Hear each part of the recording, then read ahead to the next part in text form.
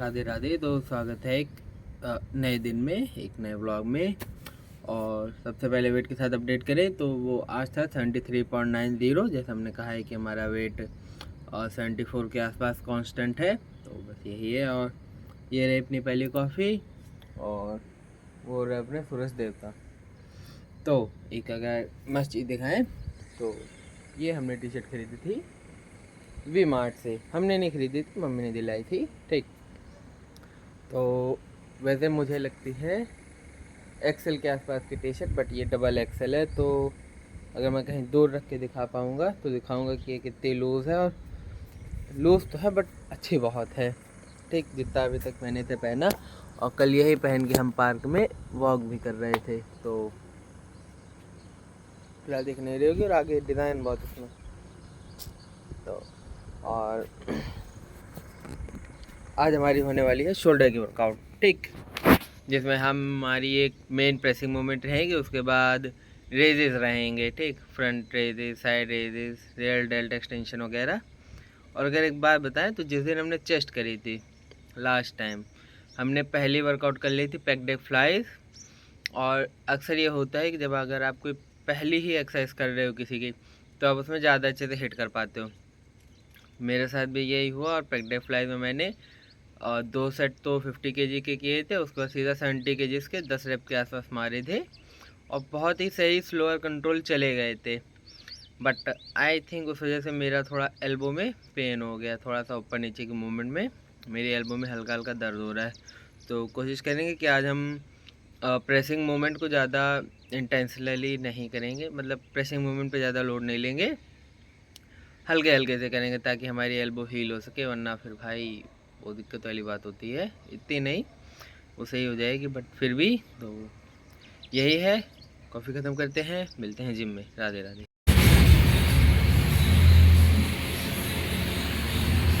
चलो वर्कआउट शुरू करते हैं।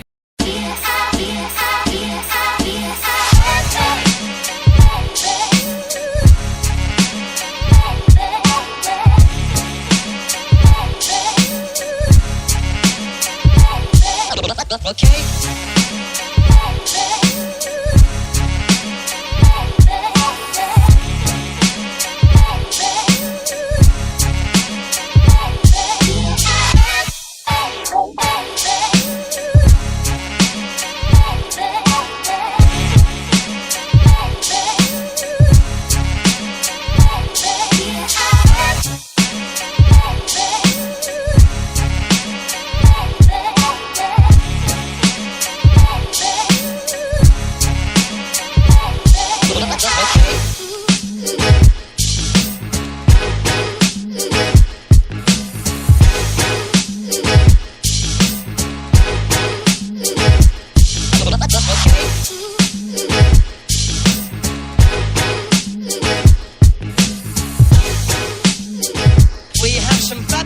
Music later on, but right now.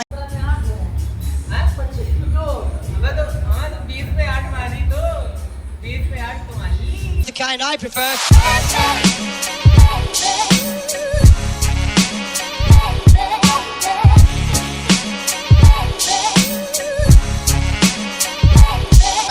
Okay.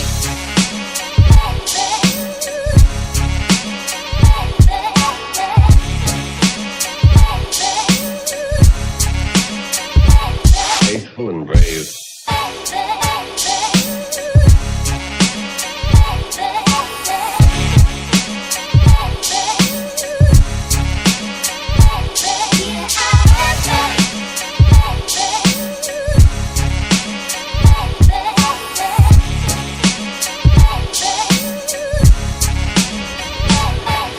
Okay.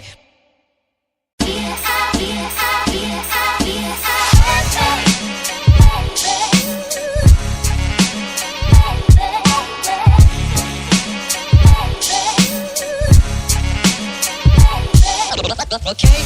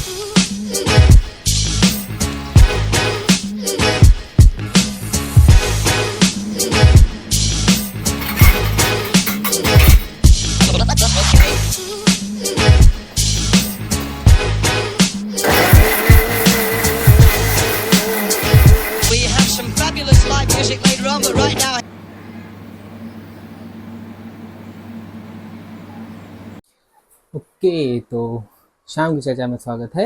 और अगर बात करें अभी हम अपने स्टेप्स की, तो अभी तक हमने 3000 के आसपास स्टेप्स कवर कर लिए हुए हैं। अपने बाकी स्टेप्स हम इवनिंग वॉक में पूरे कर लेंगे, जो हम पार्क में करेंगे और आप लोगों के साथ शेयर भी करेंगे। ठीक, तो फिटनेस का फंडा एपिसोड 4। ठीक, और मेरे पास एक बहुत ही कंट्रोवर्शियल सप्लीमेंट पड़ा हुआ है, जिसके पीछे आधी दुनिया सपोर्ट में है और आधी दुनिया उसके अगेंस्ट में है। वो कंट्रोवर्शियल सप्लीमेंट मैं आप लोगों के साथ शेयर करना चाहता हूँ, उसके बारे में कुछ डिटेल्स आप लोग के साथ शेयर करना चाहता हूँ।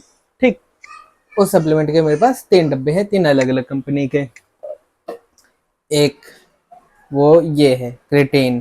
ठीक, ये मेरा पहला क्रेटेन था एटम का। ठीक, 2 और है। दूसरा क्रेटेन था मेरा मसल टेक का, और तीसरा जो अभी मैं यूज़ कर रहा हूँ वो है वेलकोर का क्रेटेन। ठीक, बहुत ही कंट्रोवर्शियल सप्लीमेंट है, और आखिर ये हैं क्या, इनके बारे में भी मैं डिस्क्राइब करता हूँ। ठीक, ये खाली हो गया, इसमें फ्लेक्सीड रखे हुए हैं जो मैं अपने डेली ओट्स में डालता हूँ। ठीक, ओमेगा 3 के लिए, तो इसको साइड में रखते हैं, इसको उठाते हैं, जिसमें भी है लगभग 15-20 दिन का क्रेटीन है। तो अब देखो इसके पीछे कंट्रोवर्सी क्यों है कि ये किडनी में स्टोन कर देता है या ये इसके साइड इफ़ेक्ट्स होते हैं। तो आप क्रेटीन के ऊपर कोई भी रिसर्च उठा के देखो, वो क्रेटीन बहुत ही अच्छे से वेल रिसर्च्ड है, इसके ऊपर कई सारी रिसर्चेज हुई हैं।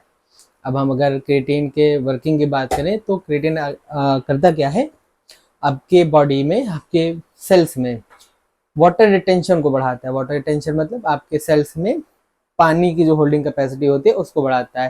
ठीक, इससे आप जिम में ज़्यादा पुश कर पाते हो, ज़्यादा अच्छी स्ट्रेंथ फील कर पाते हो, आप फुलर और बिगर भी दिखते हो, क्योंकि आपकी मसल ज़्यादा हाइड्रेटेड होती है। ठीक, और इसी वजह से वो ज़्यादा साइज में बड़ी भी लगती हैं। उसके बाद जो उसकी मेन वर्किंग होती है, ये आपकी बॉडी में एटीपी प्रोडक्शन को बढ़ाता है, या एटीपी का एक तरह से सैचुरेशन आपकी बॉडी में बढ़ाता है। क्योंकि जब वर्कआउट करते हैं तो एडिनोसाइन ट्राइफॉस्फेट, इसमें 3 फॉस्फेट होते हैं। एक फॉस्फेट एनर्जी बनाने में निकल जाता है, 2 फॉस्फेट बचते हैं। वो फॉस्फेट वापस से जाते हैं नया फॉस्फेट लाने में। बॉडी की जितनी नेचुरल कैपेसिटी होती है एटीपी की, उस पर हम डेली मतलब अपना वर्कआउट वगैरह करते हैं, या डेली की जो भी एक्टिविटी होती है वो करते हैं। बट जब हम इंटेंस वर्कआउट में जाते हैं या जब प्रोग्रेस करना होता है, तो वो एटीपी लेवल कहीं ना कहीं कम पड़ने लगता है। तो उस टाइम पे लिया जाता है क्रेटीन। ये बॉडी में एटीपी लेवल को बढ़ाने में मदद करता है। ठीक, जब बॉडी में एटीपी लेवल बढ़ गया, तो नेचुरल जो हमारी बॉडी का एटीपी लेवल है, उसके साथ साथ इससे जो एटीपी हमें मिलती हैं, वो हमें जिम में एक्स्ट्रा पुश करने में मदद करती है, extra mind muscle connection, better performance वगैरह देने में मदद करता है। ठीक, और क्योंकि इसके साथ साथ वाटर इनटेक भी बढ़ जाता है, तो और भी काफ़ी सारे साइड में इसके बेनिफिट्स होते रहते हैं। ठीक, चलते हैं। और बाकी अगर इसके साइड इफ़ेक्ट की बात करें क्रिटेन की, तो देखो क्रिटेन का अनटिल अनलेस कोई साइड इफ़ेक्ट नहीं होता है जब तक आपको प्री एग्जिस्टिंग कोई प्रॉब्लम ना हो। अगर प्री एग्जिस्टिंग कोई प्रॉब्लम है तो हाँ भाई, ये नुकसान कर सकता है, क्योंकि घुमा फिरा के वाटर तो जो भी फिल्टरेशन जो भी होता है वो आपकी किडनी में होना है, तो वो लोड बढ़ा देता है अगर आपको पहले कोई किडनी का प्रॉब्लम है, वरना नहीं, ये कोई प्रॉब्लम नहीं करता।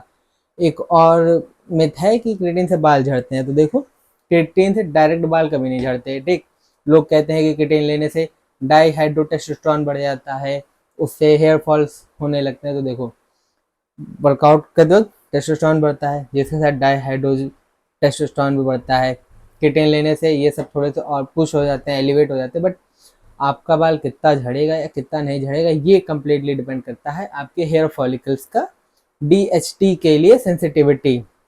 जिन लोगों की कम होती है उनके हेयर फॉल्स नहीं होंगे या कम होंगे। मैं अपनी बात करूं तो DHT के लिए मेरे हेयर फॉलिकल्स बहुत ज़्यादा सेंसिटिव नहीं है, मेरे हेयर फॉल्स नहीं हुए, जबकि मुझे लगभग 1 साल के आसपास होने वाले क्रिएटिन के लिए।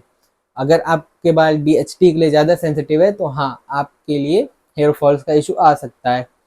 तो अगर किसी भी एक बंदे के ऊपर अगर कोई इफेक्ट या साइड इफेक्ट है, तो उसे हम यूनिवर्सल स्टेटमेंट नहीं लेते हैं फिटनेस की इंडस्ट्री में। ठीक, क्योंकि हर एक की बॉडी अलग होती है, हार्मोनल्स लेवल अलग होते हैं, रूटीन अलग होते हैं, काफ़ी सारी चीज़ें अलग होती हैं और फिजियोलॉजी अलग होती है। ठीक, तो हम एक ही स्टेटमेंट को यूनिवर्सली नहीं फॉलो करते हैं या अप्लाई करते हैं फिटनेस की दुनिया में, बॉडी बिल्डिंग में, पावर लिफ्टिंग में। ठीक, तो अलग होता है।